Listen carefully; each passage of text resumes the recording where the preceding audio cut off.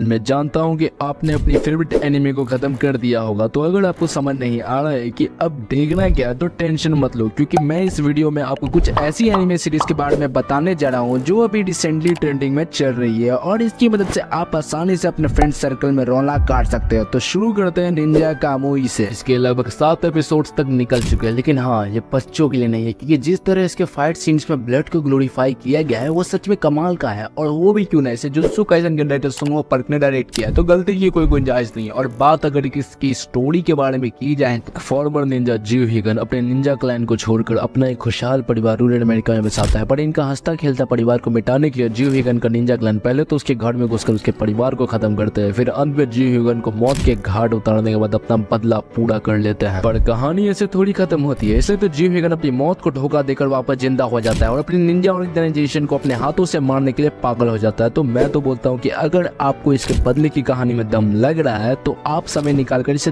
देख लो। तो अब चलते हैं नंबर 2 की तरफ, जो है स्पाई एक्स फैमिली का सीजन 2। उन्होंने इसका सीजन 1 देखा होगा, उन्हें ये पता होगा कि ये एनिमे सीरीज आपको कैसे इसकी स्टोरी से इंगेज रखती है। तो जिन्होंने इसका सीजन 1 नहीं देखा तो उन्हें मैं ये बता दूं कि इसकी स्टोरी एक मास्टर स्पाई टॉयलेट के इर्द गिर्द घूमती है, जहां उसे इस बार एक इम्पोर्टेंट मिशन दिया जाता है, जहां उसे एक नकली परिवार बनाकर डोनोवन डेसमंड की जांच पड़ताल करके उसके हेडक्वार्टर में रिपोर्ट करना था। जबकि वो एक मास्टर स्पाई था तो उसे ये मिशन आसान ही लग रहा था, फिर उसे ये नहीं पता रहता कि उसकी अडॉप्टेड डॉटर आनिया एक टेलीपेट है जो किसी का भी मन पढ़ सकती है। लेकिन कमाल की बात तो ये रहती है कि जिस लड़की से टॉयलेट शादी करता है वो एक प्रोफेशनल असिस्टेंट रहती है जिसे थॉर्न प्रिंसेस के नाम से जाना जाता है। तो इतनी डिटेल्स काफी रहेगी आपको इसे देखने के लिए। और कुछ लोग ऐसे भी होंगे जो इतनी डिटेल से ही समझ गए होंगे कि इनका फर्जी परिवार आपको कितने सही वाले मजे देने वाला है। तो आप इसे एक बार चेकआउट कर सकते हैं, जिसे देखने के लिए आपको पहले सीजन 1 खत्म करके उसके दूसरे पार्ट को देखना पड़ता है, जिसके बाद आप आराम से सीजन 2 में जा सकते हैं। और आपके लिए तो अच्छी बात ये है कि ये आपको हिंदी डब में भी मिल जाती है। तो आते हैं नंबर 3 की ओर, जो भी फिलहाल पूरे वर्ल्ड में सबसे ज्यादा हाइप में चल रही है, the one and only solo leveling, जिसके बारे में ऐसा हो ही नहीं सकता कि आप जानते नहीं होंगे। हाँ, कुछ लोग ऐसे भी होंगे जिन्हें इसके बारे में कुछ पता नहीं होगा, तो उन्हें मैं कट टू कट में ये बता देता हूँ कि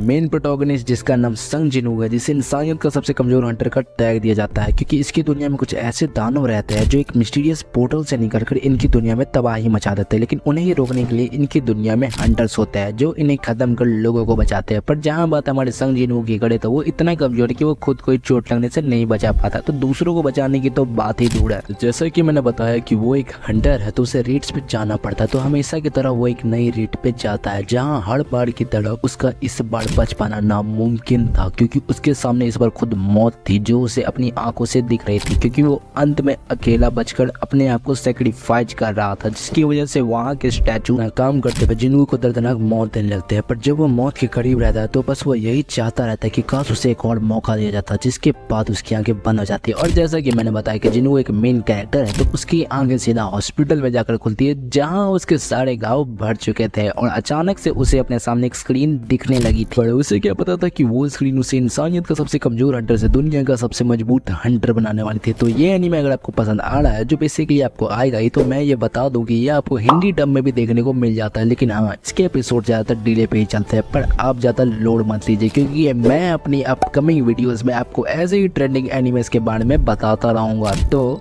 जाके देखो वे।